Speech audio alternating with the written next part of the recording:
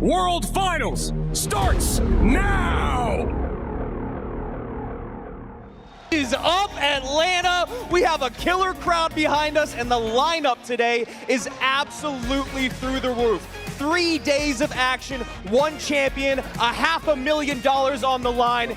We are so ready to go. We can't wait to get into it, and we have 12 of the best players on the planet. It feels like every single year we say this, that the field gets is the best one we've ever seen.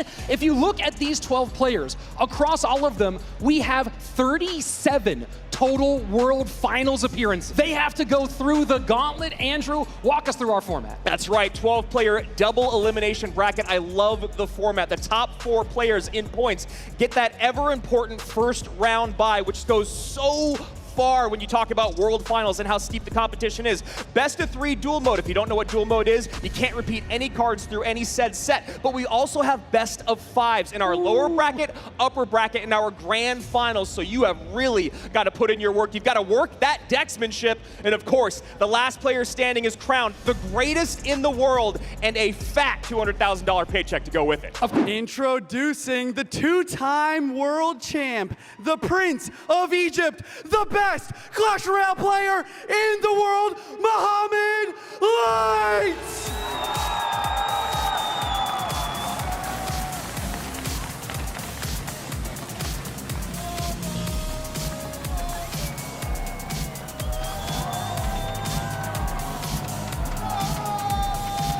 And his opponent, he knocked Igor down to the lower bracket in the first round. The best Splash Art player to ever do it, Sandbox!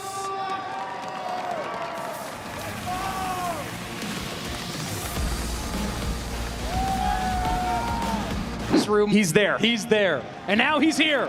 Mohamed Lights, Sandbox, game 1. Sandy going fast here in game number 1. Love that confidence. And doing the Mo-Light opening. That was not a thing you did with split wall breakers behind King Tower until the man on the left invented it. And Momo looking like he might be going to E-Giant. Also parts of Graveyard here. Certainly smells that way. Miner there to hold everything together, and a NATO to clean it all up. Mohamed Light, maybe not totally happy with the way that went. Either that or he was like, that is exactly what was supposed to happen. I'm in my zone right now. Cleans it all up. Baby Dragon gets on top of tower. He's got the lead early here in a match where your opponent is the one looking for more damage in single elixir. First minute away. Sandbox opting not to eat that one. Had the skellies ready. And I love that we're seeing Sandbox confident playing bait or playing a cycle deck against Mohamed Light to open. I like it. I mean, we've talked about outplayability for years now. Give yourself a chance. The other part of that, though, is when you have a deck that moves a lot faster, when you have cards that are a lot cheaper, if you make a mistake, it's very, very costly and hard to bounce back from. And Mohamed just slowing things all the way down. Sandbox making sure he's not going to give away that King Tower activation. NATO was completely out of the meta for quite some time, just came back in a couple months ago. That nerf was brutal, but now the coupling of units on the board and what's actually working in the meta as we're seeing right now with Baby Dragon, that was not exactly what Mo wanted. Baby Dragon still should get one little burp on tower. Plenty for the Evo Ghost. Bowler picks up high. Wall breakers don't get touched by the bowler, and that forces out the hut. And Minions doing some work here. Evo Knight, though, should be able to clean most up. Man, that Royal Ghost just does so much damage. And as we saw in that last matchup, as actually we've seen all day, you never want to let that Royal Ghost go invisible again. This time switching sides. Miner to the back for Sandbox. And there's the E-Giant. E-Giant's not going to touch the breakers, though. NATO for King Tower activation. Cannon going right into a Baby Dragon, though. That is not what Sandbox wants. And Minions putting in work. That range buff so effective against the E-Giant when before it was completely useless to play Minions on top of an E-Giant. Or near it, I should say.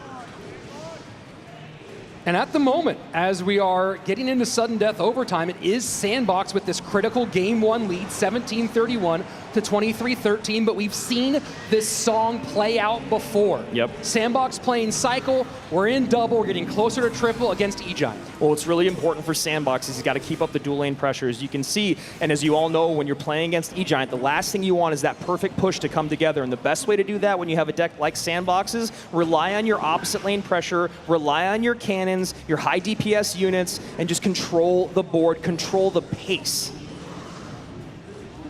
Bar barrels have been really nice for Sandbox so far. Mo sets up Bowler one more time to the left. Baby Dragon has to get kited by that miner. Minions come down. Minions going to get cleaned up for the most part with that Baby Dragon shot. And Evo Miner in front. There you go. An odd high cannon there. You think that's going to be sniped off the board. And Mo can see a big opening. Second cannon to pull. Not enough for Lightning. The double bowlers on the board, cleaning up that Royal Ghost. Now we got the lineup. Bowler very healthy. And what a save. What a bar barrel. You are so right, Rich. Good damage on the right-hand side, though. Towers basically even all across the board. Sandbox in the lead with 1584 being the lowest tower on Mo's side. Mohamed changes lanes, goes to his strong side with the E-Giant, 40 seconds-ish remaining. Rich, for how insane of a matchup this is, this room, you could hear a pin drop right now. I mean, it's absolutely silent.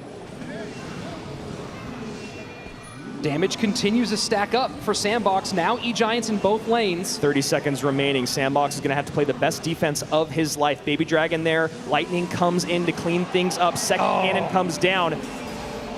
1391. Lightning wanted to predict. Oh, the bowler lines up. The overwhelm. Mohamed Light endures.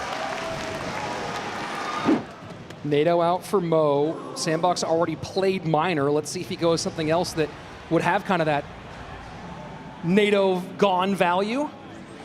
And a little smile and look up there from Mo. And if you guys are familiar with watching him on broadcast, that is a horrifying smile. It looks sweet. But you know when you're playing against him and he's vibing, it's not a good place to be in. And he's playing Mortar. He's got my heart. A lot on the board for Mohamed Light to deal with. Valk, Baby Dragon, Bowler on that left-hand lane. That E-Wiz is such an interesting pick. The stun ability is going to be very, very impactful throughout this matchup. And I think Mo's feeling good about what's happening. Perfectly timed log. An ability to... Maybe Mo didn't expect to go all the way past the bridge. But that bomber just walks off into no man's land. Cannoneer going to clean things up, and that Boss Bandit putting in some nice work. Going to be a good King Tower activation here from Sandy. You see the little nod from both, the happy version from Sandbox, the slightly frustrated version from Mohamed. And that's what Sandbox got to do. You spent your 10,000 hours playing this game. Make the interactions that you know, take the wins where you can get them, stay in it. First 90 seconds away. So far, a little bit of chip damage on the right-hand side. Cannoneer for Mohamed Light, so it doesn't have the lead despite the damage so far. And Berserker, such a great card in the game. So strong defensively, has enough HP to kite units like this Baby Dragon away. Mo's happy to take that fireball damage, and now we've seen the full deck come together here for Mohamed Light. And very interesting, kind of this Mortar spammy combination. Dash 2 gets on the Valk. Yeah, it's so interesting. You can get the Boss Bandit to come in and create space, get some damage in, and right there, huge damage. Boy. And that's exactly what I was just about to talk about. As soon as it starts, it's over. 204 remains. He's got Fireball, he's got Log, and if anyone can defend for 40 seconds, it's Mohamed Light. Yeah, trying to break through against a Mortar on top of all that. The E-Wiz for the stun. And you kind of think you see Sandbox recognizing that, as we talked about, going from preparing for Igor to, oh my, I have to face Mohamed. And he's going to take that fireball damage right there. Evo Mortar comes down, and this game happens so quickly. Mo, what a fantastic first performance. Once again, I just want to ask you, how are you feeling after the first game? And do you have any nerves, anything like that? To be honest, after I saw the stage for the first time, I knew it was not that good. So I wouldn't have nerves from it because this crowd is right in front of me.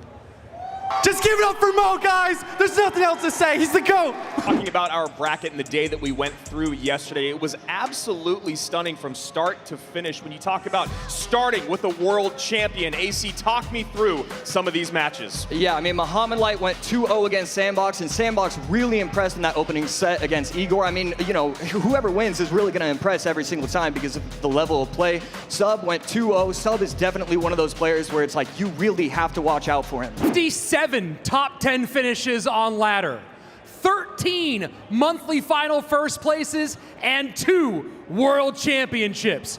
You know who it is, Mohamed Light! Last year, this player at World Finals sent home a world champion. Today, he wants to beat another one. Put your hands together for Sub!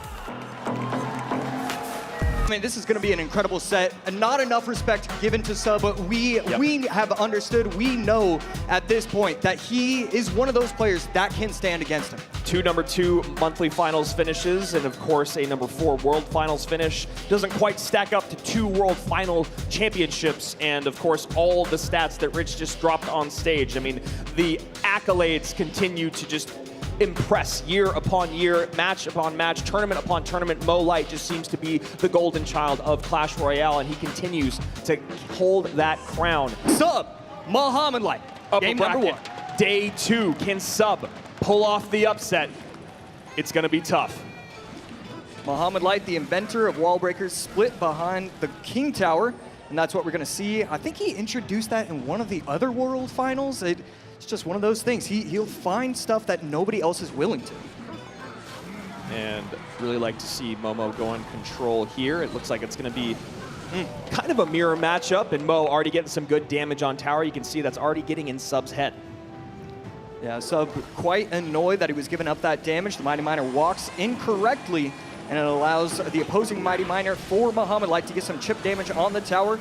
Somewhat big push, but Mohamed Light is going to clean that up easily and only take a few hundred damage. And this is incredibly similar, if not the exact deck that Mo was able to go 80 and 4 in 4 separate 20-win challenges. He did it with the Ice Wiz, Evo Skelly's Minor Wallbreakers control deck, and that's going to be a nice ability there from Sub, and a nice kite as well.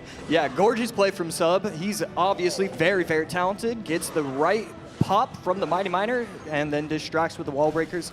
Perfection from Sub.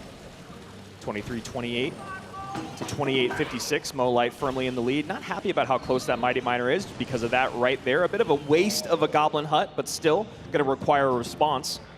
And we see him give like a slight smile just because he knew that the right Spear Goblin was going to go in front. It was going to allow the left Spear Goblin to get a little bit of chip. It just immediately he understood what he was seeing. Well, they know who's boss.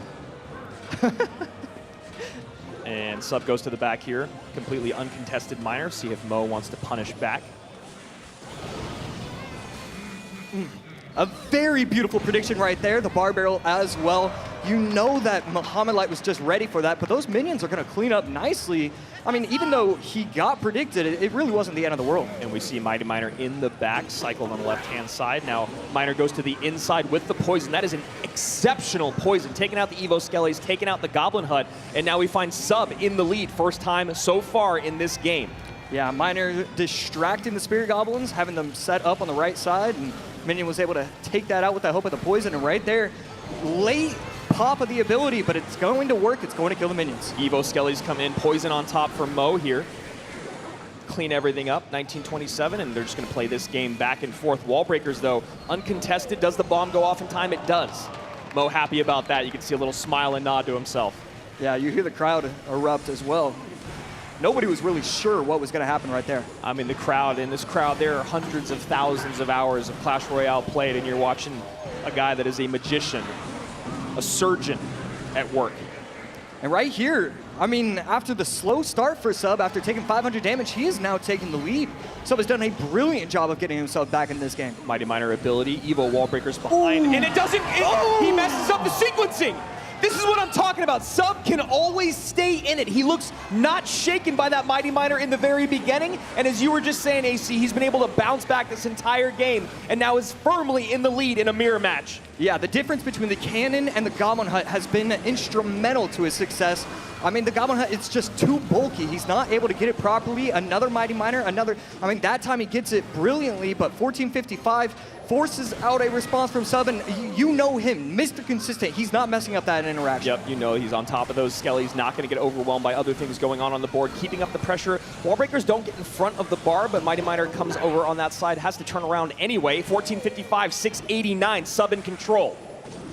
Right there, Bar Barrel going to be able to clean up the Ice Whiz nicely. Minions in tow going to be able to clean up the Miner as well. So 689, he needs just a little bit more damage before he can start going poison, poison, poison. Mo putting some pressure on that right-hand side, baits out a Mighty Miner, uses the ability, then goes opposite lane. 542, 1308. Sub catches the Miner. Sub, all the elixir in the world, he's able to get the cannon down in time, going to be able to stop those wall breakers. And here we go. This is where it starts. 30 seconds left. He's going to go Miner, poison, cycle. 427, 1026, 24 seconds remain. Sub just needs to not make a huge mistake here. Mighty Miner getting kited back on the left-hand side. Poison down early, cannon up high. Mo Light just out of reach, AC, in game one. Yep, Miner, poison, Miner chipping away. Gonna get the tower down to 47. It's over. Sub taking game number one, trying to upset Mohamed Light.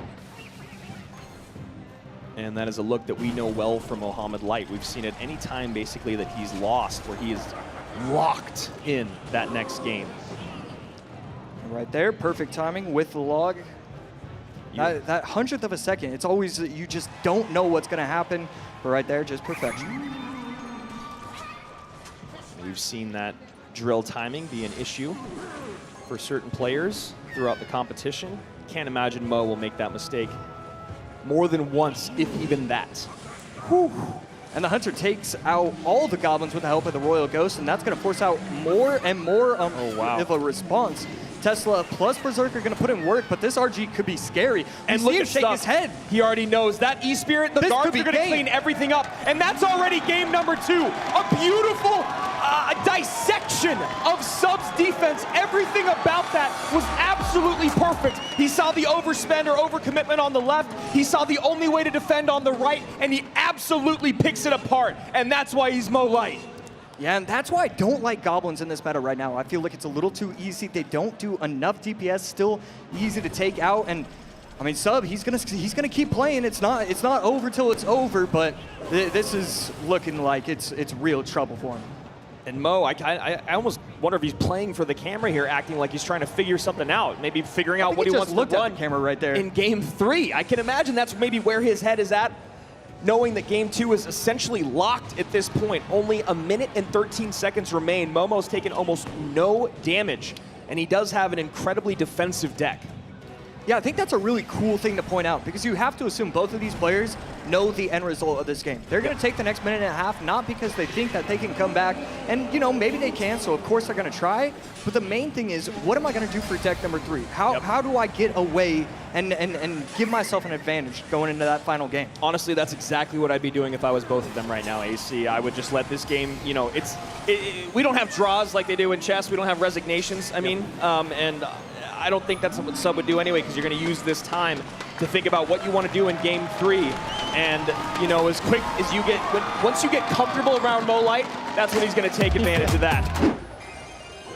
And a Tombstone. Have we seen Tombstone yet? No. I don't think so. I don't think so. We've seen the Cage a few times, Cannon, Goblin Hut. I don't think we've seen Tombstone.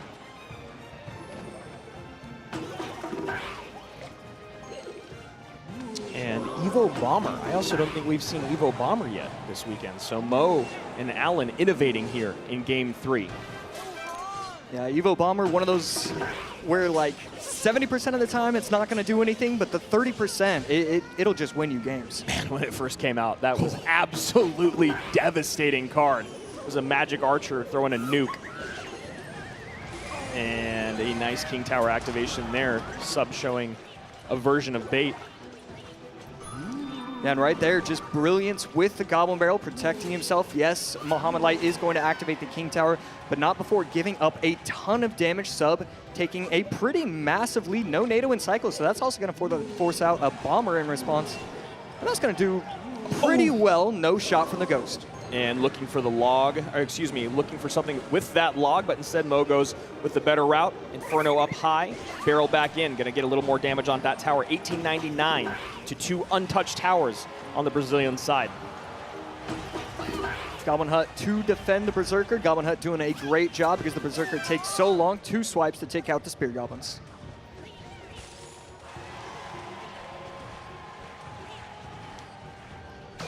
I mean, you gotta wonder about Mohamed Light's deck. There's a couple options. There's the E-Giant, and wow, what a dash. That is a great dash, and it does feel like E-Giant, AC.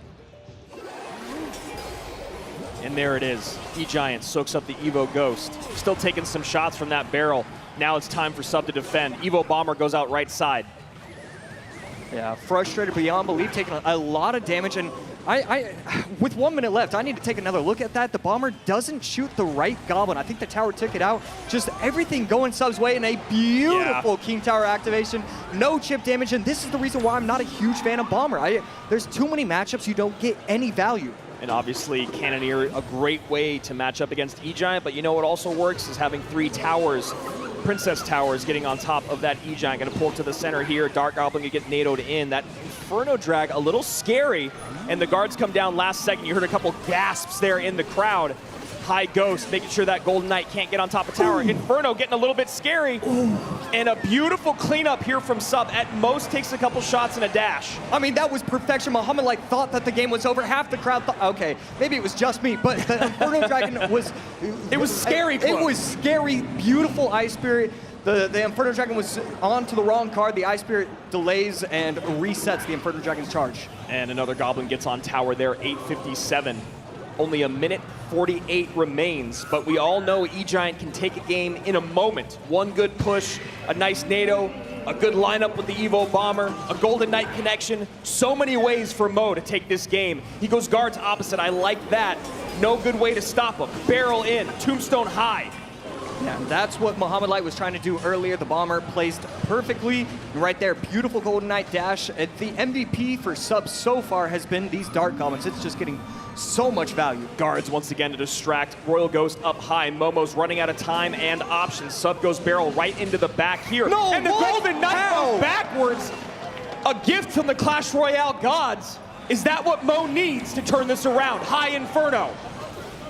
Beautiful. Fireball in. Beautiful fireball right there. Goblin Hunt to take the E-Giant into the middle. Guards are going to be low, but the Bomber's going to be able to help out. Needs the Ice Spirit reset, and he's going to do that again. Wow. Perfectly. We keep hyping up all these maybes from Mohamed Light, but Sub on the other side, he's just doing it. He's got it done. Perfect interactions from Sub time and time again. Resetting the Inferno, getting the guards down last second. Royal Ghost up high to stop the Golden Knight charges. Everything is so clean, but it just takes one.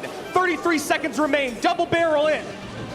Gets the prediction with the Golden Knight, gets the left tower safely, but this Inferno Dragon is going to do nothing. 26 seconds left. He's going to be able to have another...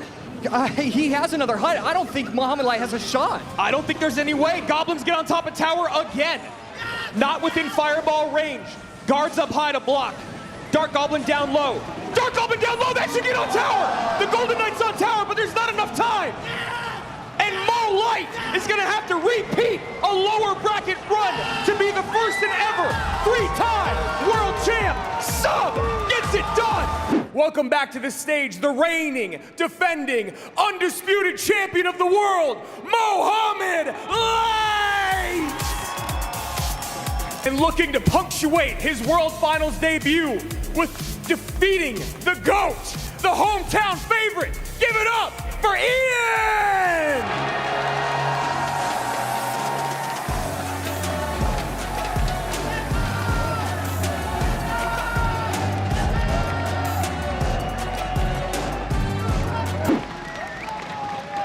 We're into game one. Both players locked in. Good luck from both players. And a wall breaker's in the back from Mo. I really like this play. Not a huge surprise. Mohamed has opened with this a few times. Royal Giant is the show for Ian. Yeah, and Mo's just going back to his bread and butter, his comfort. He won 4 20-win challenges on 4 different accounts with this Miner Poison Ice Wiz control variation.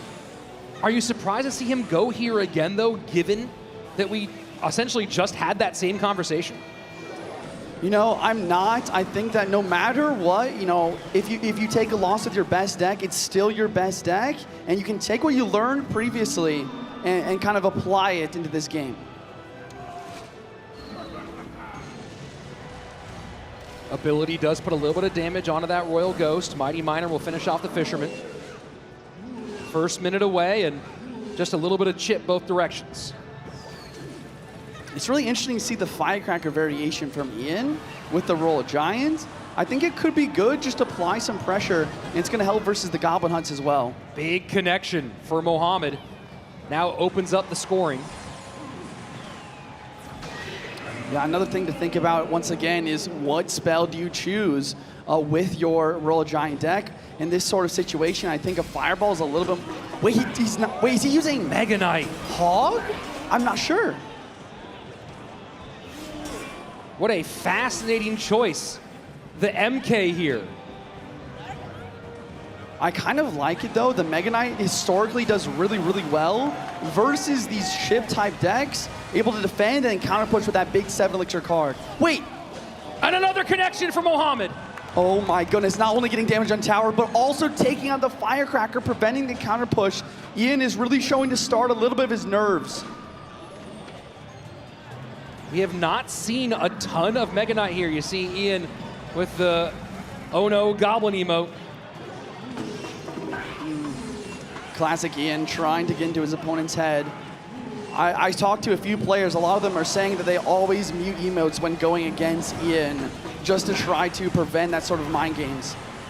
Wall breakers don't get through this time. Evo Mega Knight not able to take care of the hut. And now Mohamed Light starting to put on the pressure. Evo breakers coming in from Mo on the left-hand lane. No Barbaro and Cycle. It's Wow. double Evo wall breaker connection. Oh my goodness. Double hut down. Regular Mega Knight into a Mighty Miner. I really like the use of the Goblin Hut to pull the Fisherman in to allow the Mighty Miner to do work on those Mega Knights, but here comes the Evo.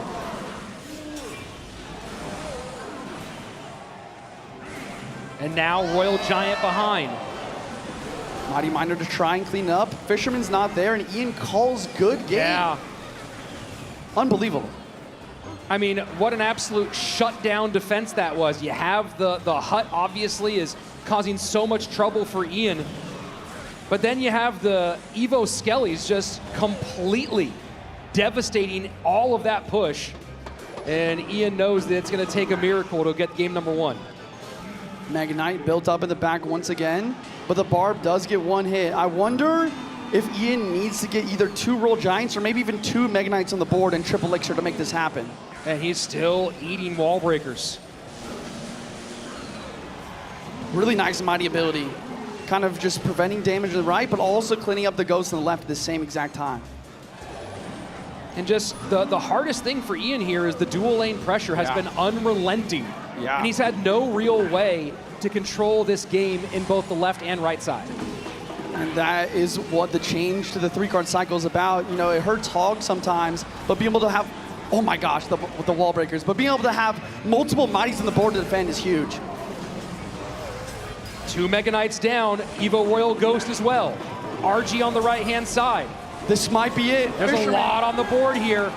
Ian might have to ignore the Miner and just go after it. E-Spirit to hit. Will the Royal Giant turn around? Mega Knight all over the place. 48 HP. Lightning in. Can the Royal Giant do it in time?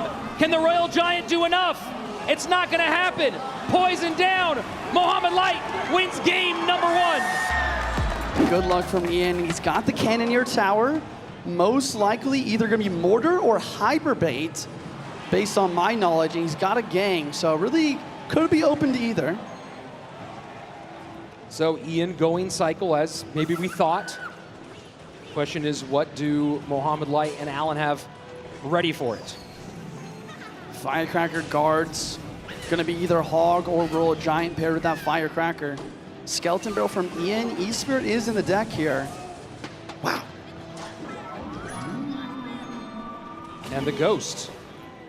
That's what we just talked about, right? Ghost not played in that previous deck as it normally would be, available and in use here.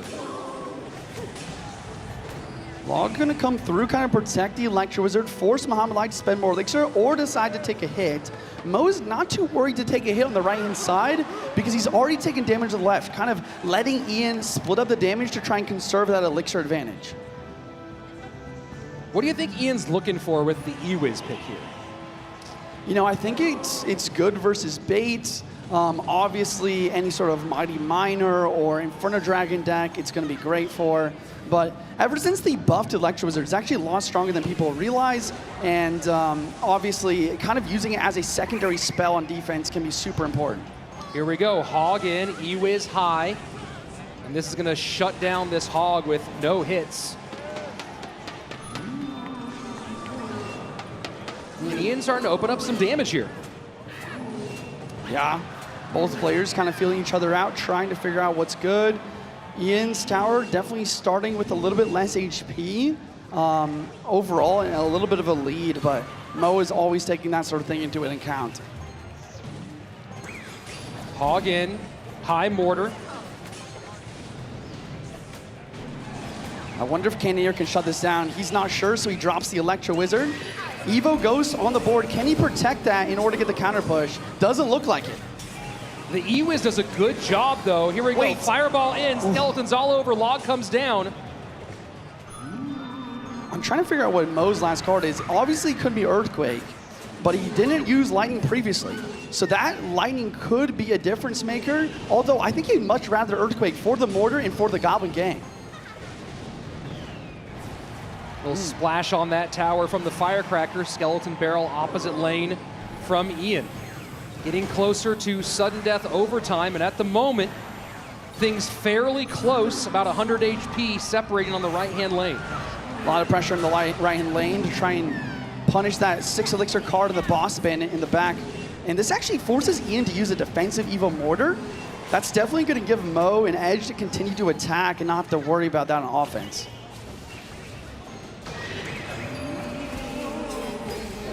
And Evo Ghost right onto the Boss Bandit, but Ghost gone. Yeah, I mean, we talk about mini metas in Clash Royale League. I mean, we really don't see much of Boss Bandit in the normal game, but the Boss Bandit has really shown up to be very powerful in this tournament. And the combination of the Cannoneer and the King Tower able to work together and support these troops, doing a good job so far is Ian from keeping these Hogs from connecting. Will the Ghost clutch up? It does, and the Log will drop as well. But Ian does continue his advantage, getting that Evo Skeleton Barrel drop on tower. Some chip damage there Ian didn't want to take. Goes Mortar opposite lane again. Hog down. Pre-log? And that pre-log is huge. Wow. Huge hits from cycle. This might be Ian's chance to make it to game 3. Mortar cannot connect. Lightning in the clear. Lightning really cleans up and gets damage on the Princess Tower. Sorry, the Cannoneer Tower on the right. 1483, 1694. This battle has become about the right-hand side. Fireball cycle puts this within 4. Log takes the lead for Ian. Tesla does pull the skeleton. The Fireball is in, but the Lightning goes as well. Fireball trying to create the connection here. Is there a Mortar? Is there an E-Wiz? Can he stop it? Oh my word! Mohamed Light holds on and wins it by 42 HP. Mo, so almost unhappy about winning that game. I think he's feeling for his opponent here. I really wish this could have been our grand final, but we are going to be saying goodbye to Ian 77 in CRL League 2025. Our final 4, Cal Sub, Pedro, best friends in the upper bracket having to face off against one another. And then down below, Cal Sandbox going up against the GOAT, trying to make it to the first ever 3-time world champion. And this is an incredible showing for the Brazilians, for Mo, for the South Koreans. This is just such a great day for all these guys. Can his Cinderella story continue? Please welcome once again, Sandbox!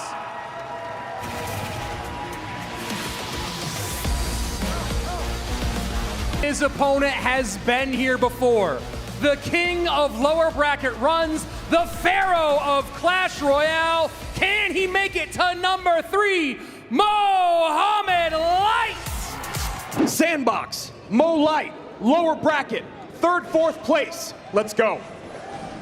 Fire Spirit gets the jump with the Goblin Stabs, and Tower's down at 2485. A phenomenal, I mean, you take a look at the cards that are played.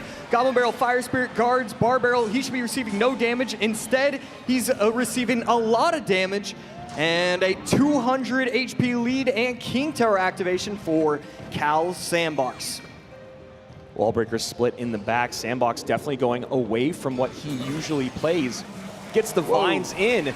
Damage kind of done there. Would have loved a little bit more, but Mo doing a great job of, you know, this is so funny. We actually had a conversation with Mo Light earlier today about how he is so good at knowing exactly where barrels are and the mind games that come with that. Sandbox already throwing to left. Mo there catching with a card instead of having to use his bar barrel.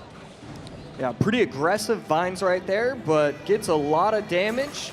Dark Goblin again going in with these incredibly aggressive vines. And look, what we're seeing in CRL is aggression is okay. You can be aggressive, and we're not really used to that from previous years. And Mo a little frustrated, you can see by the aggression that is being thrown his way, but the lack of counter push and the lack of elixir lead that you would hope to get when your opponent is that defensive. Mo's taking a lot of damage. He doesn't have anything to show for it at the moment. And the double barrel in, plus the wall breakers. And again, getting aggressive, and again, both hitting. Berserker going crazy on the right side. We can't even talk about that because the left side is down to 11-15. And you see kind of a gasp on Mo's face and a gasp from the crowd here.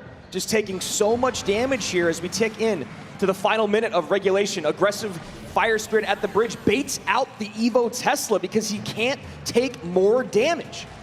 I mean, this is just a new way to play this matchup. Here we go, Mohamed Light trying to reset. We're in double elixir, and that's going to be a very expensive play, but he's able to catch everything, the Dark Goblin and the cannon. Berserker needs to put damage in right now. Firecracker connects on top of tower 2, and that is a huge moment for Mo Light. Firecracker still alive. Doesn't get a second shot on tower. 12:39, 11:15. Another Hog Rider comes in. This should be nice cleanup here for Sandbox. A bit of an overspend there by Mo. A great vines. Right there, Bar Barrel going to be able to perfectly predict, gets the Goblin Barrel cleaned up very nicely, and Sandbox still has the lead, but what was 1,500 is now down to 100. 12:39, 11:15, now getting into overtime. Sandbox thinking about keeping pressure up in the opposite lane. Berserker and Dark Goblin working down the right-hand side. Barrel goes left on the inside. Mo can see it from a mile away. Yeah, I believe that was just one tile too far into the middle. Yeah. It made it a little bit too obvious. Firecracker plus E-Spirit going to be able to block one of the wall breakers from getting into the tower, but not enough. Evo Valk on defense, and now, after such a strong start, Mohamed Light takes the lead. Yeah, evening things up is Mo, and right back on offense. Gonna have to use the vines up high. Sandbox knows that's gonna line up the Firecracker. Now the Hog's gonna get on top of tower, and as quickly as Sandbox started this game, Mohamed Light finishes in 2. Final match of the day. And a high Archer Queen to start.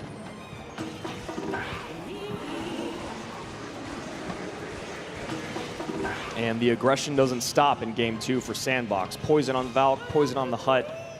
Queen ability in, down just 1 elixir. Mo cycles a Snowball. Snowball forces out the Ice Spirit from Sandbox to protect the tower. Ice Spirit plus Miner not going to get any damage because of the brilliant Berserker placed just in time by Mohamed Light.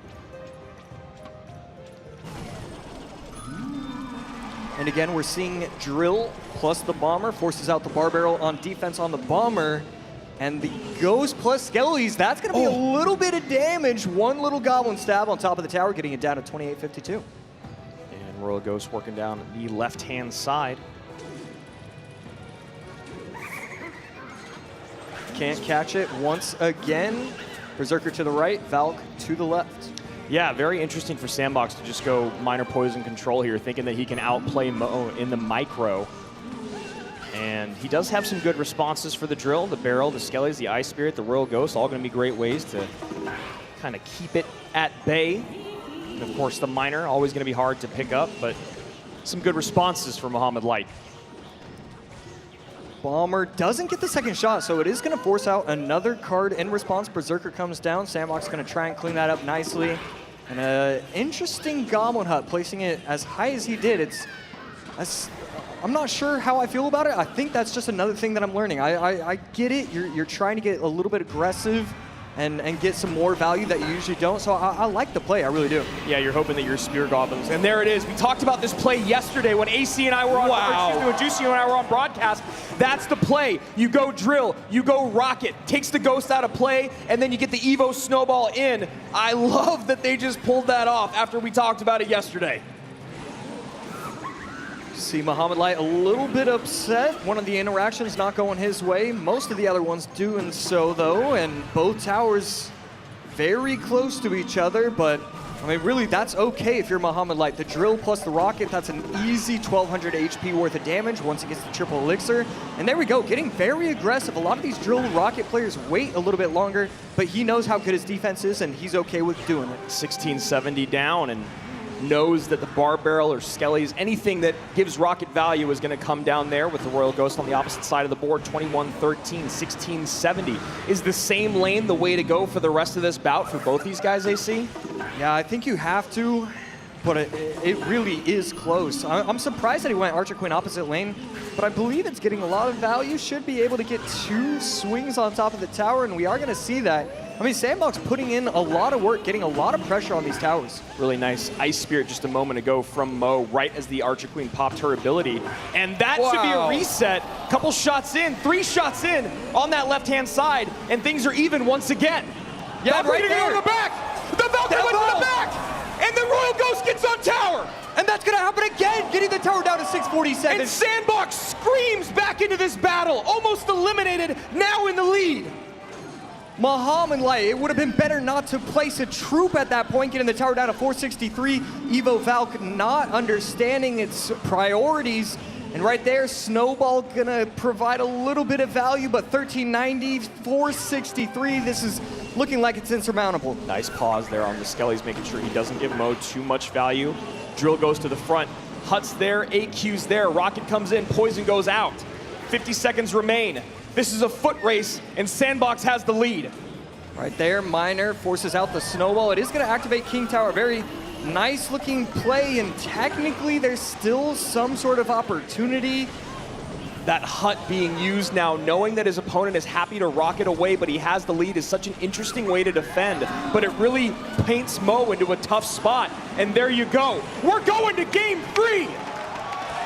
Sandbox and Mohamed Light.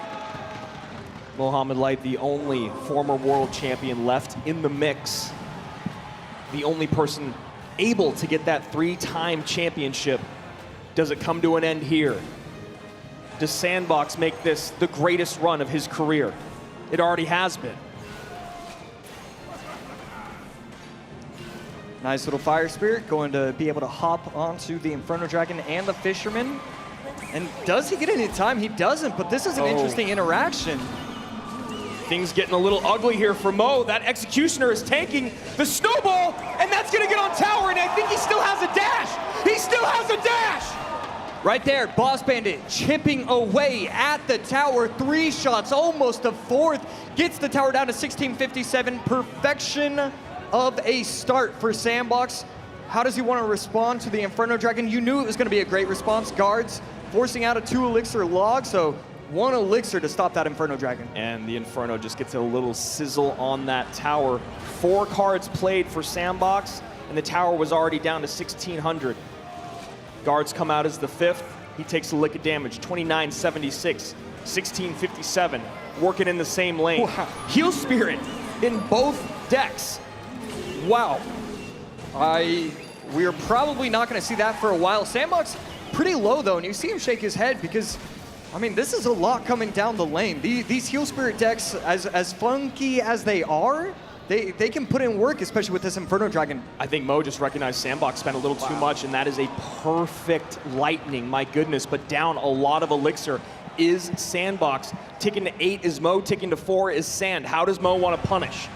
Yeah, luckily going into double elixir, so not the end of the world for Sandbox, but definitely not a good situation either. And both of these players just coming up with something new. Talk about that lightning being a lifesaver, Josh. That was such a great lightning time by Sandbox to stop what would have been a tower-taking push. And the evil Royal Ghost gets kited over to the right-hand side, and I don't know if that's what Mo wanted. RG down, 6 elixir to defend. Boss Bandit making work on the right-hand side still. Yeah, and I don't know what he has for this. The heal Fireball spirit. plus the Ghost, the heal spirit putting in work. The Ghost goes down! I mean, excuse me, the Exi goes down, and Sandbox is now finding himself in a similar situation as game number 1.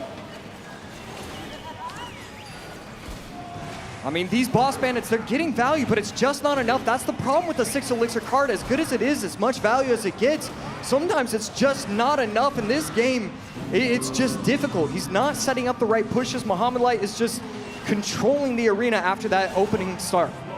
And now the Evo Exi here to clean things up. Ram Rider finally comes down to slow the RG. This should be a relatively nice cleanup. Goes for the zappies in the middle. Mo plays with the left-hand side. Great defensive play there by Mo. You almost wonder if Mo is nodding his head because he respected the prediction or if he was just happy it didn't work out. And right there, Zappies plus Ghost. Ghost is going to disappear and respawn with a little bit more ghouls. There it is. And now needs to stop this RG. He has Yesterday. nothing. Okay. Evo. Oh, and it still gets a shot in. Fireball on the furnace. This is And looking this like should it's do over. it. This should do gets it. there. Mo Light stays alive, and Sandbox's dream run finally comes to an end from the GOAT. Over the last 9 years, millions have entered the arena with dreams of becoming a champion. Today, 3 of the world's best take this stage, but only one can take the crown.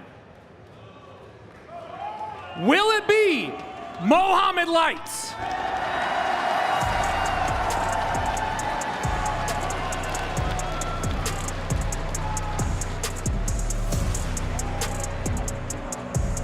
Pedro!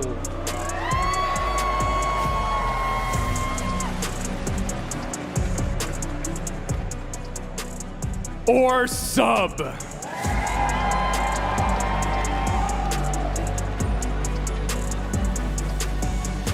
Glory awaits. Greatness beckons. Who will answer the call? This is the 2025 Clash Royale League World Finals! And Championship Sunday starts now. 3 players remain, 2 though, with only 1 life to give. Lower bracket finals starts now.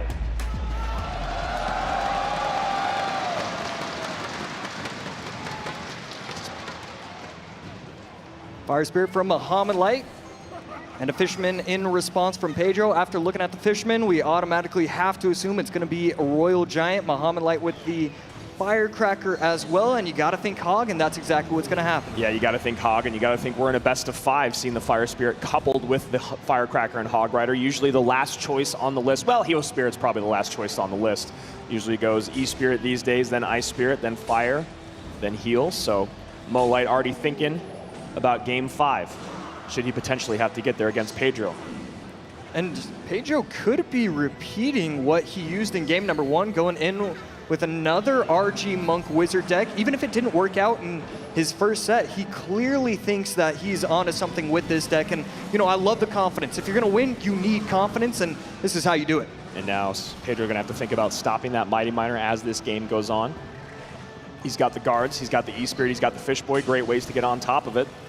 And of course, doesn't have to worry about the reflection from the Monk like he did in game 1 of his previous set, which basically stole it from him. Friendly fire, if you will. Both players waiting to hit 10 elixir. Pedro again electing to leak. It's really interesting to see how he's playing a lot of these matches, allowing himself to leak when other players wouldn't. Mo Light even leaking a couple elixir there, then decides to cycle the Earthquake. And a Monk meets a Cannon. As Hog plus Guards goes opposite lane, Fishboy gonna try to pull, activate King. Guards up high to pull the Guards and distract, get a King Tower activation, but something needs to get on top of that Firecracker, and Guards, we always say King Tower activated, but at what cost? And this is a massive spend.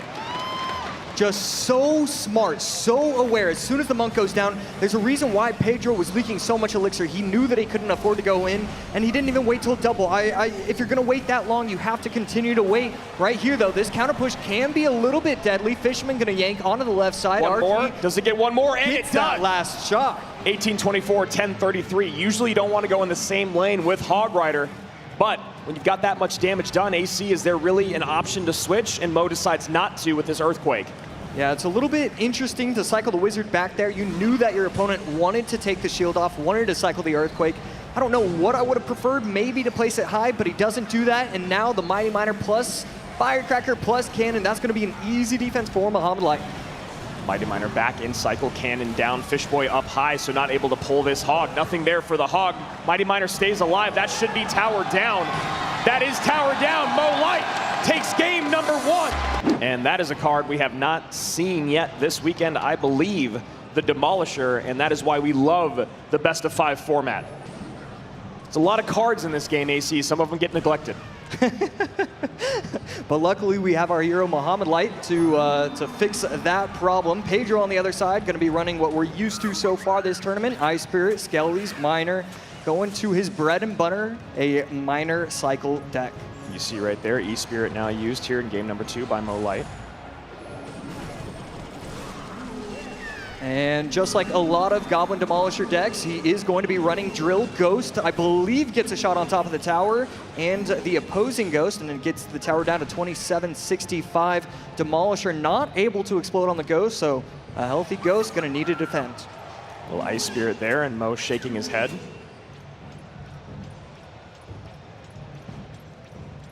Pedro up by about 1. Berserker not going to be a threat. 27-65 to 2 untouched towers by Mo Light, who's had the only game without taking damage all weekend, I believe. It's going to be incredibly difficult to do that against Miner, so if he does that again, I got $1 for him. Big spender AC. I mean, they're making a lot of money. Yeah, so. Already guaranteed $50,000. Offensive Poison going to be able to take out the Goblin Hut, and Pedro's offensive push going to force out the Evo Snowball on defense. So always a good push when you can get that Evo Snowball forced out on defense. This feels like a must-win game for Pedro in terms of confidence, in terms of running his comfort deck, being able to have a relatively good matchup. I can't imagine he takes another loss here and then is able to bounce back and reverse sweep. So let's see if Pedro can even things up here as we take into 1 minute left in regulation. Another high Goblin Hut. We're seeing a lot of these players realize quickly on that you need to be doing that. You need to be applying pressure. And right here, it's just Evo Ghost Battle Royale. And there, the Goblin Demolisher does make it to the tower, and we're going to see if the Demolisher takes it out in time. And we're seeing why Mohamed Light loves this card. Yes, he hasn't played at this tournament, but he does use it quite often, and he's just so skilled with it. I believe Riley was running a deck with Magic Archer and Goblin Demolisher. He made a video about it a couple months back, talking about how Goblin Demolisher is still very, very strong. No one's really been using it at all this weekend, and definitely putting in some work right now. And right there, one of the Evo Skellies staying alive, but the Demolisher going to explode on top of everything and take out all the troops. Evo Ghost over the middle, and it will not splash on top of the towers until it gets frozen. I believe it splashed on top of the Ghost. Drill goes into the right here, 2071 to 2418. Evo Snowball comes down, late bar barrel to clean up. 1897 remains on Pedro's bottom right tower as his Miner chips away, shovels away to an even 22-22 top left for Mo. Minute 47 remaining here in overtime. Beautiful Ghost right there. You're allowed 1 or 2, and this could be a pretty scary offensive push. Evo Ghost still not coming alive. Snowball on offense and a good defense from Pedro. And Evo Skelly is going to work down the lane. Can't imagine we'll have another Evo Skelly moment, but we're all here for it. Goes high and in the middle with the Miner, hoping the Miner can tank for the right-hand side. But on the right side, the Ghosts are breaking through. Right there, good E-Spirit. There's one full Ghost, one of the ghouls, Snowball on defense, and he's going to be able to protect his tower. Ghost, and what looked like that could be game over. Instead, Mohamed Light just defends beautifully like always. Completely unfazed on the player cam there was Mohamed Light, AC. I thought we were going to have a blow open moment, if you will, there in terms of this game, and Mo Light quickly silences that. Evo Snowball back in cycle. And right here, Demolisher going to explode on 2 of the minions, offensive poison, and that was an extra shot. I believe that was a Ghost. I believe that was a Goblin. Couldn't exactly tell. And that tower is now down to 1193. Mo on the left tower, Drill on the right. Pedro trying to make anything happen. Ghost on the right tower of Mo, but Mo is heavily in the lead. 30 seconds left. Needs to figure something out. These E-Spirits are beautiful. Going to jump across everything, and I mean, I just don't exactly know. There's one minion, but it's almost gets there.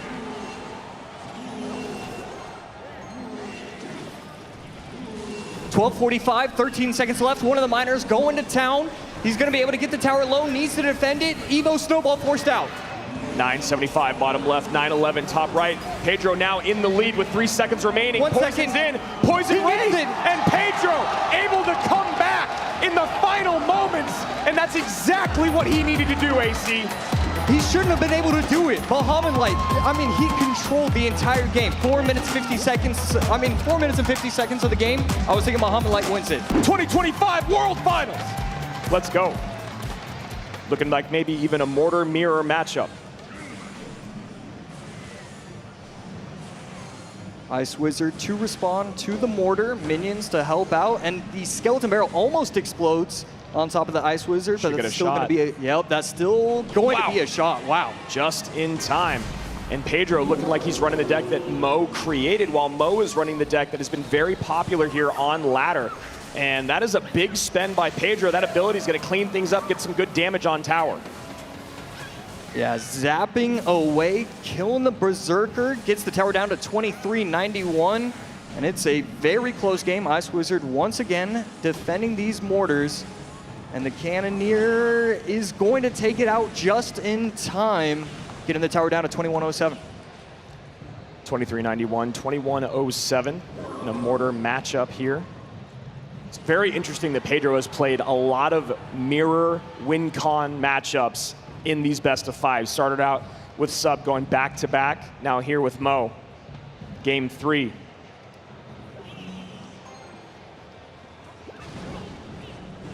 .135 left, and both players just kind of stalling, waiting, and here's the push from Mohamed Light, and forget stalling, forget waiting, he's going all in. And Boss Bandit there. E-Wiz to slow, but that ability should get a decent amount of value once again as the Boss Bandit turns around, does not dash to the Doctor, and the Doctor untouched crossing the river, got to spend even more. Does Pedro, 1957, 2066. The only grace he has is the fact that the Cannoneer Tower starts with less HP. Evo Skeleton Barrel trying to take out the minions, and that's exactly what's going to happen. And Mohamed Light doesn't have a lot of elixir. Ice Wizard going to be forced out. Does he have the fireball? He does. That should And he be a gets lot. it. Oh, perfect gang there from Mo, knowing how this deck is built, considering he's the one that made it popular this weekend. And right there, Evo Skeleton Barrel going to be able to lock onto the mortar, take it out completely. Minions in response, and a defensive mortar forced out as well. How expensive that Boss Bandit is and how it dashes all over the board. Not really a great distraction for an opponent's mortar. So Pedro forced to use a mortar of his own defensively. Goblin Gang at the bridge, trying to take it out in time, and that's exactly what's going to happen. Defensive arrows. Doesn't matter that the mortar's out, you still need to take care of the Goblin Gang. High E-Wiz takes out the Skeleton Barrel perfectly. And here is another push from Pedro. This is just push after push, offense against offense. Barrel gets in front of the E-Wiz there, Boss Bandit in. Cannoneer, excuse me, Cannon Cart plus Cannoneer doing a good job cleaning everything up. Dashes to the wrong side. And I don't know if that was an overspend by Pedro. We'll see if he can defend here. Yeah, it felt like he didn't really get all that much value from those activated abilities. Skeleton Barrel popping on the right side, minions plus the Doctor on the left, and he needs something here to clean up this mortar. E-Wiz distracting enough. His mortar will distract. Cannon Cart comes down. Never what you want to see when you're running mortar. And right there, we should see an Ice Wizard come down, and that's exactly what's going to happen. A pretty healthy mortar on the left side, and it's going to force out a defensive Goblin game, but not before he gets 2 shots, and not before it allows Mohamed Light to get aggressive again. Another mortar down. Berserker to distract, but should get pulled out of range in just a second. No, it does not. Mortar comes down just in case for Pedro to play some defense. 18-28, 16-28, separated by 200 HP. That mortar will take the lead on the left-hand side if it's left undefended by Pedro. Wow, and again, Mohamed Light forgetting about the mortar, just going in aggressive with his Goblinstein, and it's going to set himself up for another Evo mortar on the left, plus Skeleton Barrel. Evo mortar almost locks again. Pedro gets his defensive mortar down just in time. Goblin Gang going to distract for one shot, going to need something else for the next. Goblin Gang on defense with the help of the Ice Wiz, no damage, and again, Goblinstein on the left, getting aggressive as he can be. Sometimes the best defense, AC, is just a whole lot of offense, and that is exactly what Mo's trying to do here. Pedro really could not take that Skelly Barrel drop. He takes the damage, he takes some damage from some of the Larrys as well. 1787, 1321, 20 seconds remain. At this point, Mohamed Light can defend and win out. The Skeleton Barrel does pop. The Ice Wiz does come down too low. 10 seconds Can he left get back to Fireball? Can he get back to Fireball log? Evo Barrel's in. Fireball. Log. Arrows come down. What are the Skellies? But Mo still wins it. Mo still wins it. What are the 30 HP. 30, 23 HP. An insane nail biter between Mo Light, who now takes the advantage, 2-1. Mohamed Light opting to go quick cycle miner. One of the most intimidating ways to see your opponent start. Seeing Mo play a bunch of cards in a miner. Ice Wiz, Snowball, Evo, Bomber in support of this Skeleton King. Mo going straight control here. Imagine we're going to see a rocket. There's the log. Can he do what Pedro did to sub in the last set? Yeah, and I could be completely wrong, but I'm thinking Mo has a great matchup. The Dark Prince always going to be able to clean up the drills very nicely. Bats get on top of the tower, and these little small mistakes, these tiny little errors are going to add up quickly. The rockets at the very end of the game, knowing Mo, he can cycle 3 rockets in 20 seconds, so you need to get that damage advantage, and so far, Mo starting off strong. And if Pedro also has the rocket, and it's constantly defended by the delivery or Dark Prince, that rocket is nullified. AC, obviously you get the damage on tower, but the idea is to also take out the troops so you're not making too large of a negative trade. And Mo Light has all the answers. Log plus delivery, and really plus Evo Tesla and Dark Prince. I mean, half the deck is a hard counter. He can go with an early log because he has so many options. The Skellies even can be a hard counter. Skellies plus log, defending very nicely. Pedro just struggling right now. Yeah, Pedro probably trying to do a whole lot of math in his mind to figure out how on earth do I play through this matchup. Mo on the other side has the luxury, as you said, AC, of a phenomenal matchup. So many responses. All he has to do is do what he does best. Play those Teslas, send in the miners, and defend better than anyone else in the world. And right there, overspending with the log, you see him slightly frustrated. He knows that that wasn't the best play. And it's weird, it feels like Mo has gotten more nervous in this game, knowing that he has the matchup, knowing that he should be sending himself to the to the championship game if he plays it perfectly. It's a really good point that you make there. It does seem like Mo is just a little bit like, I have this match. There's the rocket we're talking about. Dark Prince shield comes off. Great counter push coming in both lanes now. Bats plus miner to the left. Nothing there for the Bats. There's the Ice Wiz. Maybe a late delivery here as the Dark Prince connects. No, a Skeleton King comes down, and now a rocket out from Mo on the right-hand tower, taking the lead by 1,100. 3 seconds away from overtime, and Mohamed Light just controlling this game entirely. Set himself up so beautifully with this matchup. Skellies do come down. Rocket will get a little bit of value. There's just no way. There's just no way. 600 HP separating the 2 players. Another rocket going to come down. Does it catch the Ice Wiz? It will. And so this miner is just going to chip away. AC, It's a little early, but that shot right there from the rocket may have been the nail in the coffin here for Pedro. 651, 2 rockets away is Mo Light from another grand finals at CRL World Finals. Snowball not taking off the shield, so it's going to provide an easy defense for the Dark Prince. Delivery going to come down, 455 HP with the help of the rocket. You're going to get down to 84. That's it. Plus the Dark Prince. It's over. Mohamed Light! 5 World Finals in a row! 2 championships under his belt! And now, returning to the grand final stage is the greatest of all time. Hundreds of millions have tried, only 2 have succeeded. Thousands of hours of training have led up to this moment. He sent Mo to the lower bracket yesterday. Can he win again? Everyone, give it up for Cal Sub!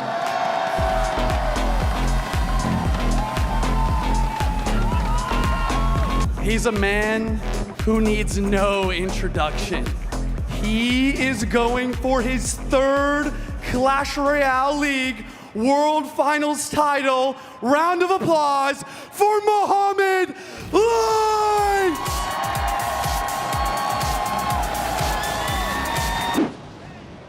And Mohamed Light had a lot of success with this deck earlier. See him going back to the well in game 1. Curious which version it's going to be. Will it be the Boss Bandit version? There's many versions out there with Mortar and Evo Barrel. Looking more like it could. But Berserker also shows up in a lot of those decks. Yeah, Berserker is certainly having a coming out party here at this competition. And Boss Bandit does come in, but with a change of the barrel. Usually the log fireball combo. Again, this is a best of 5. You've got to do stuff like that if you want to be in a good position down the line. Boss Bandit setting up in front of the skeleton barrel, doing some tanking for a moment. Gets the cannon off, pulled towards the King Tower, but the dash back to avoid the activation. Mohamed Light quick on the fingers. I like that play there by Sub, just recognizing I can activate King Tower if you make a mistake, but I know you won't, so I'm ready to go with the next spot. Great heads-up play from both these guys. Sub still in the lead, even though more damage has been done to his towers. As a note here, Sub has run these hog decks in practice a lot, but mostly going with a Tesla version or with an XE NATO version. So think about some of those pieces he might be saving for this best of 5. Definitely. EQ is the spell of choice. I like that instead of going something bigger. I know Juicy talked about the Void spell, but I don't know, buddy. I don't know if that's going to happen today. It's best of 5, it's World Finals. Just about anything can happen. We'll see if we go there right now with 2 minutes away, moving into double elixir time. So far, pretty much razor thin. Setting up that cannon early, trying to get to the Evo cannon as soon as possible. Evo Firecracker in play already. Nice E-Spirit Plus should clean all this up. An early log! An early log, and Mo saw it! I think Sub thought that the Firecracker was going to pop both of the barrels there because it was the Evo Cracker, and he just misses the log. That's a pretty big gap to open up. 716 bottom right tower, 2099 on the top left, and we are getting closer and closer to sudden death. And a small thing that Sub can hold on to is that there was a misplay there by Mo to activate King Tower with the Firecracker. Evo Mortar down. Earthquake in, Skellies to distract. And the Skellies don't distract! The Skellies are out of position! 2 shots in, barrel to tank. Goblins taking for the barrel. Boss Bandit on the left-hand side. Mo Light has blown this wide open. And now he just sits back, doesn't make a mistake, and rides out these 2 minutes to a Game 1 victory. First fireball's in. Mo's all smiles right now. Sub doing anything that he can. But this is swimming upstream. Ice skating uphill. Earthquake trying to break through. Hog's not going to get it. Fireball puts Mo into the winner's column. Game 1 for the Pharaoh. And Mohamed Light with the bomber. So drill certainly a possibility here. Drill plus Evo Valk. And this could just be crazy bait with wall breakers still. Princess, the Dark Gob, the barrel. wall breakers high here. There they are. Takes a little swing from the Valkyrie. All of it shuts it down. And with Mo Light looking like he's playing drill, this is going to be very, very interesting when you start working that Evo snowball into the equation. Maybe using wall breakers to take the drill out more than you'd like. Perfect Fire Spirit jumps. But after losing confidence in interactions in game one, will Sub be able to pull it off? And goes for the snowball on the Dark Goblin to clear, and that's going to get some good damage. Wow. Bomber getting tanked for, and Mohamed Light pretty much evens things up, 21-71 to 21-33. Brilliant decision making there by Mo. Nice shot here from the Princess at the bridge by Sub. Probably not going to get many more of those throughout this game. 1965, 21-71. Sub in the lead by a hair, and probably wishes that that Dark Goblin stayed alive, Rich. Yeah, Sub taking the bet that Log wouldn't come out in game number 2, and so far, so good for him. You saw Mo didn't love that last little bit of interaction, and as we get closer and closer to our double elixir time, he sets up with the Goblin Hut. Sub really needs to make these double barrels, these gob barrel evolutions, cause some damage when you talk about the responses that Mo has. Whether it's just making things played awkwardly by Mo, getting things out of cycle for his offensive pushes. Evo Snowball takes the Valk back.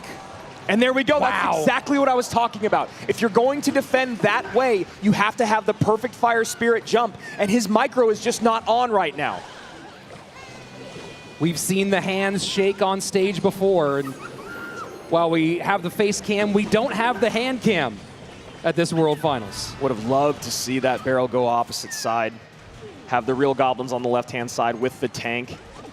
Instead, pretty clean defense, 1845 to 1822. Both players doing a great job of consistently pressuring both lanes, and you see it paying off here for Sub as he now puts both towers under 1900. And trying to get some princesses on the board, but giving poison value is Sub. Dark Goblin dropped in the poison. Oh boy. Rich, this is exactly what I am talking about. Sub is out of sorts at the moment. Snowball pushes, forces some more drops to cover, but damage done. 1558 on the right-hand side. And Sub, still in this fight, has got to lock down his interactions yesterday. Keep in mind, if it's super tight as we get late, Sub will have to get on tower. Mohamed Light does have direct spell damage. And Princess stays alive just a little longer than Mo would have liked. Dark Goblin also. And now Princess here to help clean up this Gob Hut. High Valkyrie to block. Beautiful stuff here from Mo. And the Evo Snowball to send everything back. Bomber to try to cover on one side, guards on the other.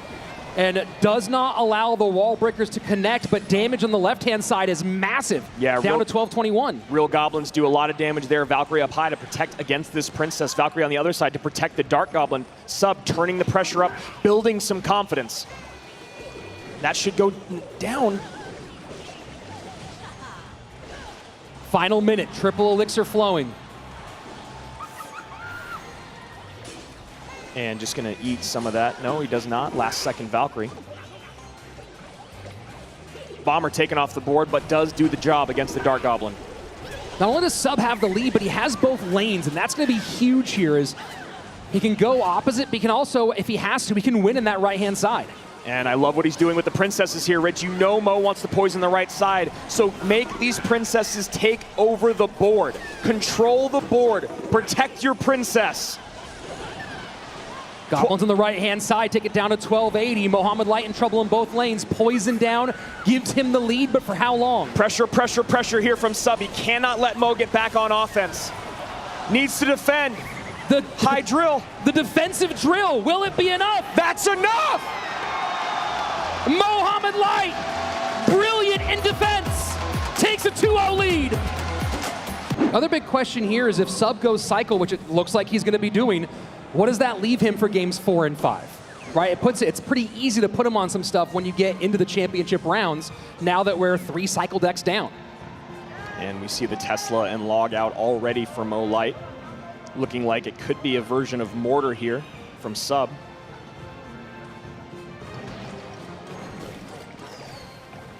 And Gonna figure out what the spell power is relatively soon on both sides. Cannon cart breaks down, plenty away from that tower. Mo forced to cover those skellies, and you see him going, all right, I had to do that. Looking like he could be going to Hog Rider.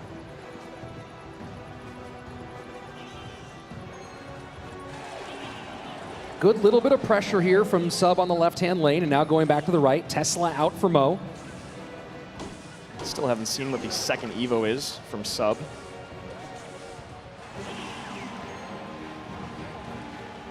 As a gang for pressure and a late Fire Spirit. And it survives. Beautiful interaction there.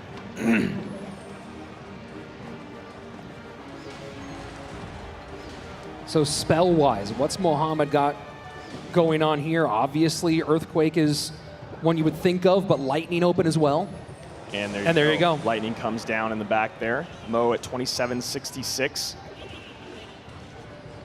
The one nice thing is the Lightning is so expensive, you can start to stack cannon carts one side, Skelly's Kelly King the other. You can defend your mortar a little bit more. You can get a little more aggressive with mortars because you have the cannon cart there that can break down. But the thing that you're thinking about is, how do I get damage on tower? I need a barrel to get through, or I need a mortar to connect, and those are two very difficult things to do against Mo Light. Middle mortar. Picks it up with the Mighty Miner. And cannon cart. It's getting a lot of lightning value there. Maybe trying to bait it out of Mo, and he does take it. But these are going to be some big hits. 2 from the Hog, I believe. Oh, it stops the second. And now the mortar down. Evo mortar in play. Fire Spirit, wow. Perfect timing on that Fire Spirit. Bat goes down just in time. Skelly Kings in both lanes. Evo Firecracker trying to work on the defensive side. Mortar still at about a third health. He needs his arrows to get rid of that Firecracker right now. Does Sub, not able to do it. Mortar off the board, no damage in. You should expect a little King Tower activation there. That will be helpful in the long run. Firecracker splash goes to the other side. Mo Light still has both lanes at his disposal. Sudden death overtime. And Sub setting up the Skelly barrel way low. And I like how Mo is just not even, I'm not even going to play with it. Every time that cannon cart's in the back, I'm going to take the lightning value. I don't care what lane it's in. I don't care which tower is lower, at least right now. 90 seconds remain in overtime. Game 3, grand finals. And a bit of a stalemate for Sub. Yeah, he's got to figure out what can he do to get to the second level. He's again in a situation. And that Firecracker is going to be devastating here. Does get a shot in. Mighty Miner bomb goes off as well. And Sub cannot get on offense. Tesla here to block? No. Mighty Miner to kite or distract. Skeleton King looking for it. And a perfect lightning again from Mo. But a shot does get in.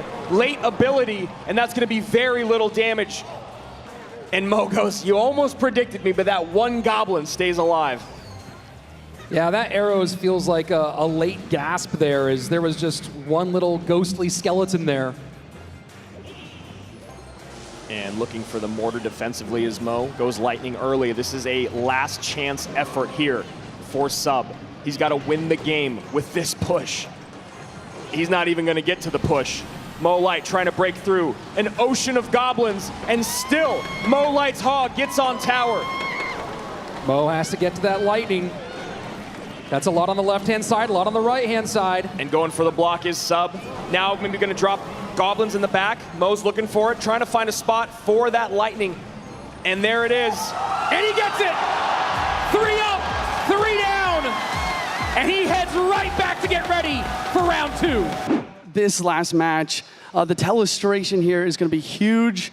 We're going through game 2, about the last 20 seconds, to really break down for you guys what exactly happened. So number 1 here, I just want to say 3 princesses on the board, insane control from Sub, and the idea here is to bait out the poison. But Mo, he's got the expertise. He understands that he has to play poison on the right-hand lane in order to basically continue to get that damage, right? but these princesses are stacking up. The Goblin Barrel's flying in. The Valkyrie here cleans up really well, as well as the Bomber, and then he gets the poison down. And I like what Sub is doing. Once again, the 3 princesses, but also the Dark Gob and Wallbreaker's attack, trying to pressure Mo to make a mistake, but that is what it takes to be a world champion. He gets the defense done after dropping that poison, and what a match, what an ending, what a reaction from Mo as well. He played it really, really well. Really impressive stuff. Grand Finals, 5 games at most. CRL 2025. Will we see it the first ever 3-time? Or can Sub take the championship home to Brazil? And Sub going something fast one more time, and he did not like losing that Dark Goblin so quickly, and there's a mortar connection to open up the game. I mean, that is already a horrible start for Sub. You talk about not letting the mortar lock on the Skellies. Dark Goblin comes in, it's the closest unit. Mortar goes to the closest unit that's in range, gets on top of the Dark Gob, that's wasted elixir. Then he has to overspend with the minions, and then Mo gets a connection. Easy fireball there. I really don't love seeing Sub go right back to a cycle deck to open things up. I don't believe that mortar gets there. No, not with the Goblin Gang. There is an activation you can pull there. And Mo's done it during World Finals. Yep. You know, it's interesting in this situation, we're talking about maybe looking for Sub to go with something heavy. He's not super great with P.E.K.K.A. Gob Giant, with E-Giant, with Golem. He's okay with things like Graveyard, the Lava deck. We might see him go Lava, P.E.K.K.A. Bridge Spam. But those big, heavy ones that are usually the massive swings, not really in his wheelhouse. Yeah, and you know, I do understand how strong they are in the meta right now, but it's always so tough to kind of, you know, place and pray, as we say when we talk about heavy decks. You know, we always talk about outplayability with faster cycle decks, which is why you see Sub continuing to go that direction. But maybe a beatdown attempt is the way to go after the first 3 games didn't go your way. Mo does allow that mortar to connect for a couple shots on the left-hand side, so Sub not down, or down but not out. And this boss bandit should be cleaned up by that Berserker. Yeah, you saw Mohamed try to get the Goblin Gang down in time, timed with that boss bandit reset ability, but it was a little bit too far outside. Mortar goes ahead and connects, and Sub's right back in this one. Going for a near mirror here, but obviously the E-Wiz and the Dark Goblin, 2 very different pieces of this equation, and the Fireball from Mo hitting that Dark Goblin, I'd start abusing it if I was Sub, and then figure out a way to get the minions involved as well. And there you go, minions high, Fireball's out, and there's the Dark Goblin, just the way you want to see it. That's going to be, I was just going to say, that's going to be so much of this matchup, Rich, is trying to get that Fireball out from Mo and then abuse the other card that is best used with, or best defended with Fireball. And what a smart Skeleton Barrel up there at the top, knowing that it was going to get taken down and pop those skeletons to control those boss bandits. Yeah, Skeleton Barrel is just such a great siege defense, you know, after its evolution especially. You talk about that double drop, it does so much damage, and then your opponent sits there and goes, is it even worth trying to take care of the Skellies? Fireball in, now the minions come down. There you go, Clockwork. Clockwork usually doesn't work against Mo Light though. Sudden death overtime. Mohamed Light with a fairly solid lead, 1570 on the left-hand lane, 1728 on the right-hand tower for Sub. And I was just going to say, I'd love to see a high Dark Goblin there, but almost on walking towards the other side. Now maybe giving some value here. And just continue to chip away in both lanes. We talk about the things that Mo does very well. It's early dual lane pressure. And the interactions with the boss bandit definitely going in Mo Light's favor, at least in this instance. 1570, 2084, game 1 of our upper bracket grand final reset. And you see with the lead right now, he's comfortable to go defensive mortar and just be the one controlling. Still trying to figure out what that last card is from Sub. Feeling more and more like it is Lightning. Let's make this quick. Evo Mortar sets up on the right-hand side. Final minute, triple elixir. The last thing that Sub can have happen is to go down 4 in a row. Dark Goblin gets sniped there. And Sub, once again, just finding an incredibly difficult time breaking through. Maybe you heard us talking about how that other deck doesn't work very well, but this one also really struggling to get on tower. And arrows once again, yeah. Yep. makes sense, but just not ideal, Rich. And another mortar down for Sub. 18 seconds remains. He needs that mortar to connect and then some. And there's just absolutely no way as another big connection on the right-hand side. Boss Bandit breaks on through. Barrel's going to drop down. Sub 4 in a row to his opponent. And only 2 lives to give in his 2025 run. Fireball and Barb Barrel and E-Wiz all out for Mohamed, and he goes minor. And might Sub be doing the same? It feels like Mo is just going to control again, and I think Sub is hearing you, Rich. I think he's going to try to go a little heavier, go RG. Yep. And I think Mo is just right back to defending, cycling. Miners on tower. He's got the guards. He's got the Evo Ice Spirit. He's got the log. He's got so many ways to reset and stun and control that Royal Giant. Does take a Royal Ghost shot, and Mo goes, all right, you can have that. First thing in 4 games. Generally, Sub is viewed as being pretty good with Royal Giant.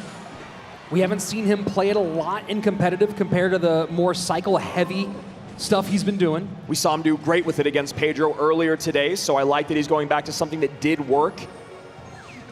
Mo already recognizing, all right, I know what I'm up against. I'm going to just get a Tesla down, try to get towards my Tesla evolution. Good luck breaking through. Guards are going to give a lot of trouble to that Fisherman.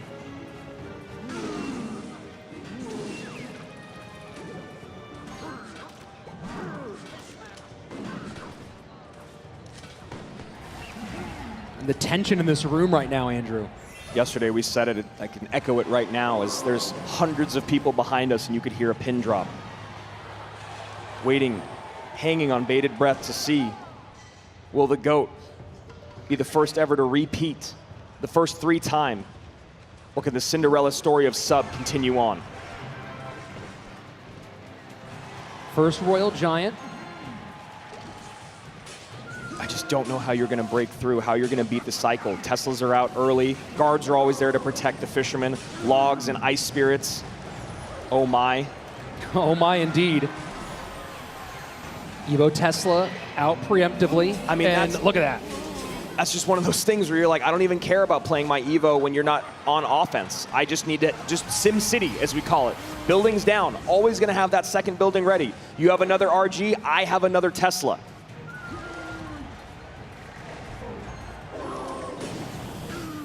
Guards off the board instantly.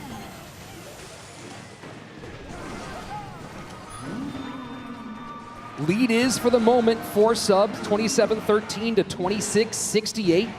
From the top right of your screen down to your bottom left. And now Sub gets aggressive at the bridge. And hyper aggressive at the bridge. Log plus E-Spirit to clean up the guards. And I was going to say, should get a shot, but there's that Evo Ice Spirit we were talking about. Just so many ways to control this game. The only way to win this is for an Evo Royal Ghost to cause problems on Sub's end. That's what Sub needs to have happen. How can I make the Evo Royal Ghost make Mo spend more than he wants? And Mo goes, I'm very happy to take that tower damage, sir. Thank you. Yeah, we saw him doing that the other day. Throwing this rocket on top of the cycled RG in the back.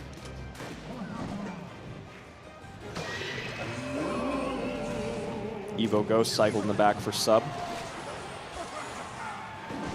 And I like that delivery, going to that inside in the hopes that it would go back and help. Doesn't do it here, gets taken off the board. And now this is what you were talking about. Can the Evo Ghost do a little work? This case, not going to give him much. And Mo still gets the damage on the RG and the tower from the rocket. 21-46, 26-27. 1 minute remains in overtime. Low Tesla here. That's going to give some fireball value. Just, you almost feel bad for him, just like you did for Pedro. There's just no way to break through.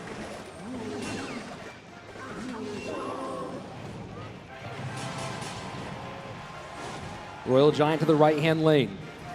Trying to force expenditure out away from his weak side tower. Evo Ghost goes into the guards, maybe to add pressure in both lanes, cleaned up by the delivery and log.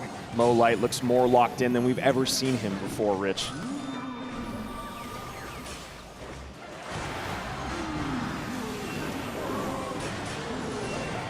Just a few more moments of defense from Mohamed Light. We see the little smile. 5 in a row. Back to back to back to back to back game wins. You see there his biggest rivals of sub, Pedro and Mo Light. He was able to deal with one of them today. The other one, giving him a lot harder time. You see the Gob cage come out and Mo nod. Maybe he is going to the skies. Yep. Could also be going piggies. Could be going piggy zappies. Zap makes me think to the skies. Zap certainly does feel that way. We have seen him run Royal Hogs pretty well, but Zap would be a strange choice. And Mo going with this very popular bait deck on ladder. We'll see if he's going to rock the Rascals or if he's got a different trick up his sleeve. I like this call from Mo, though, because you know sub is feeling the pressure, and you have to have your micro interactions absolutely dialed to keep up with this deck that Mo's running, especially when you get to triple.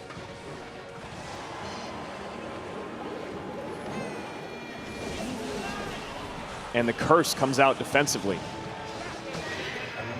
Damage in both lanes for Mohamed. Now he pressures the right-hand side. And Valkyrie doing a great job cleaning up that Royal Ghost evolution.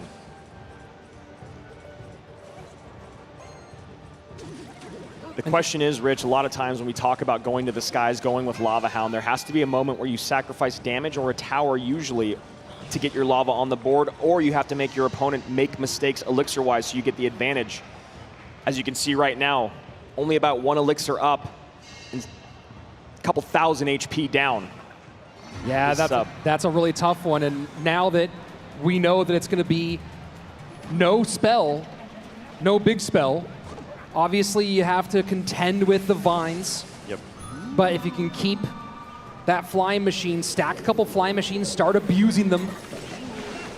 And the Goblins on tower. Evo Zap has to come down defensively there. Zappy's stunning, gonna get a double connection on the left-hand side. And the crowd can feel it.